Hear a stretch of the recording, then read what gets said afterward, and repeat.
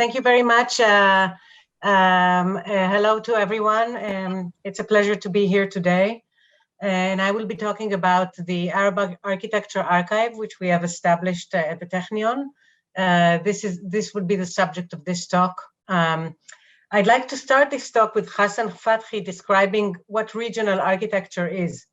He says, every people that has produced architecture has evolved its own favorite forms as peculiar to that people as its language, its dress, and its folklore. Until the collapse of cultural frontiers in the last century, there were all over the world distinctive local shapes and details in architecture, and the buildings of any locality were the beautiful children of a happy marriage between the imagination of the people and the demands of their countryside. Yet this ideal picture is of course contrasted by what we see in reality.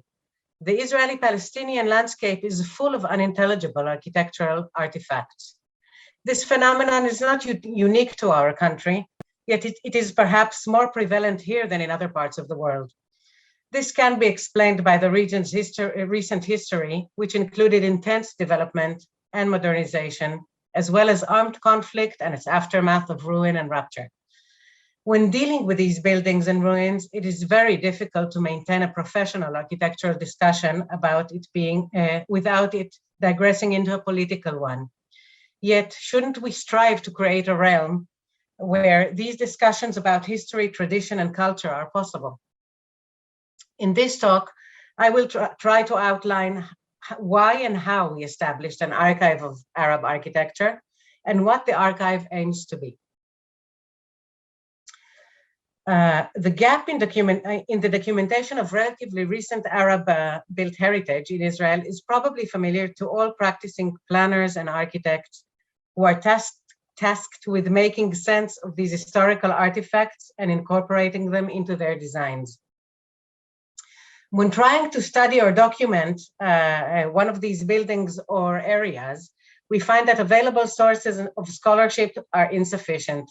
There are but few typological cross-studies which enable placing the site within its architectural, stylistic, or technological context. We are also usually short of archived chronicles which could help identifying the object in its historical context. Interviewing tenants and owners, a practice which is so revealing in the process of historic documentation, is often impossible, since owners and tenants are nowhere to be found and there are no elders around to ask them about their whereabouts.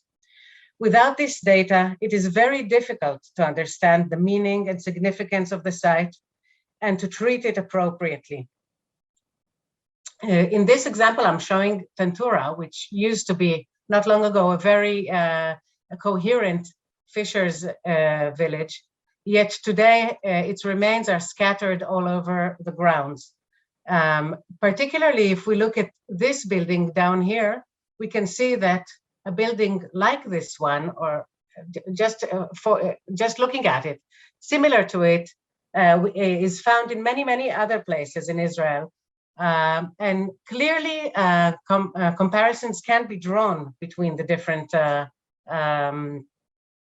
buildings on the basis of architecture alone. Even when we visit urban fabrics which have remained intact,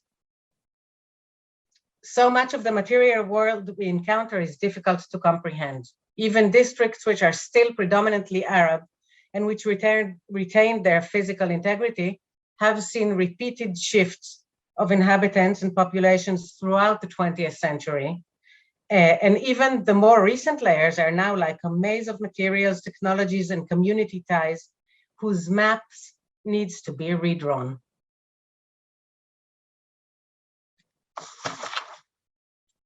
The Arab Architecture Archive is an academic project through which students from the Faculty of Architecture and lately also from the University of Haifa collect, analyze, and publicly display online historical and physical information about local Arab architecture. This process takes place in the semester-long academic course, during which students are exposed to documentation methods and basic concepts such as tradition, heritage, regionalism, vernacular architecture, and modernisms. The project aims to achieve two complementary goals.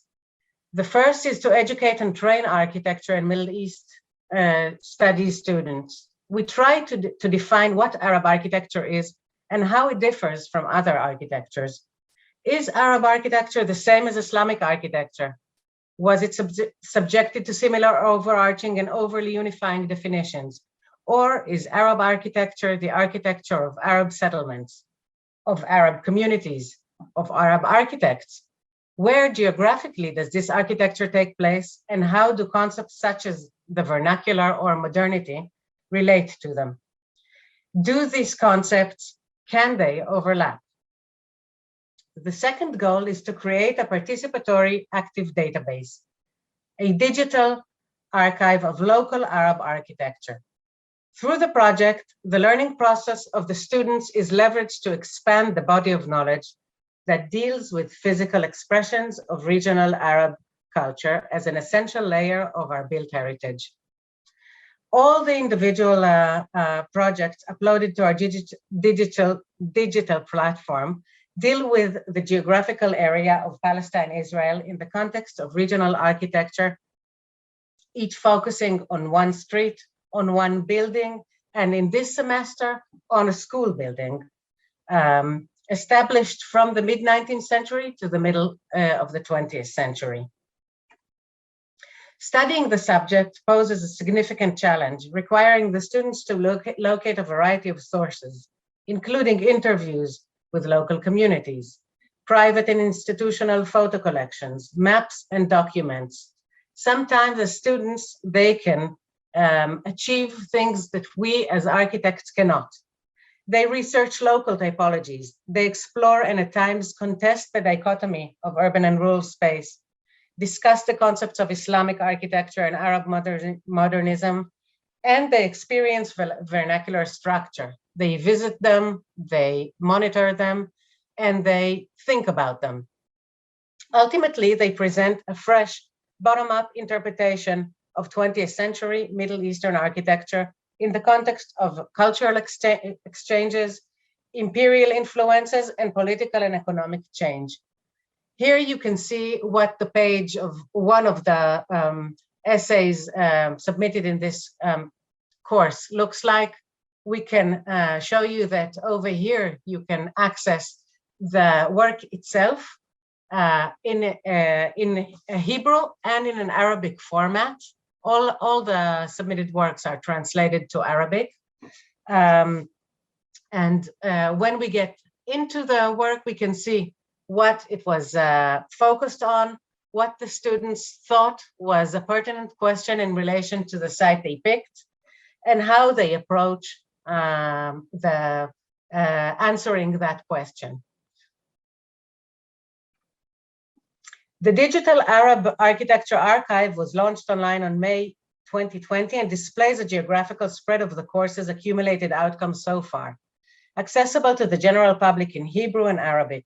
Our goal is to see the Digital Arab Architecture Archive expanding in breadth and scope as additional works and alternative approaches make it a richer, more accessible, ever-changing archive. At the moment, we are running the course for the third time, but for the first time together with the University of Haifa's Middle East department. Through the course, we run a series of guest lectures by relevant lecturers. We go outside and we look at these buildings on site, some of them in a very clear context, such as the Al-Jazar Mosque and Madrasa in Acre, but others in a very obscure context, such as the remains of the village Exam, the mosque and the madrasa, which are in the midst of the contemporary Kerem Ma'aral. Perhaps we are mostly dealing with questions of modernity versus vernacularity when the students are trying to find their way through these very seemingly contradictory terms, and perhaps asking themselves whether these are contradictory terms or in fact could be viewed as two sides of the same coin. And perhaps it would be right to finish this short talk with a paraphrase on Hassan Fathi's description of vernacular architecture and describe our goal for the evolving Arab architectural archive to become the home of collections, research, and knowledge, which are the beautiful children of a happy marriage between the vernacular and the modern, the traditional and the newly acquired, the broad and the specific, thus producing an informed basis for reading and understanding our local architectural heritage. Thank you.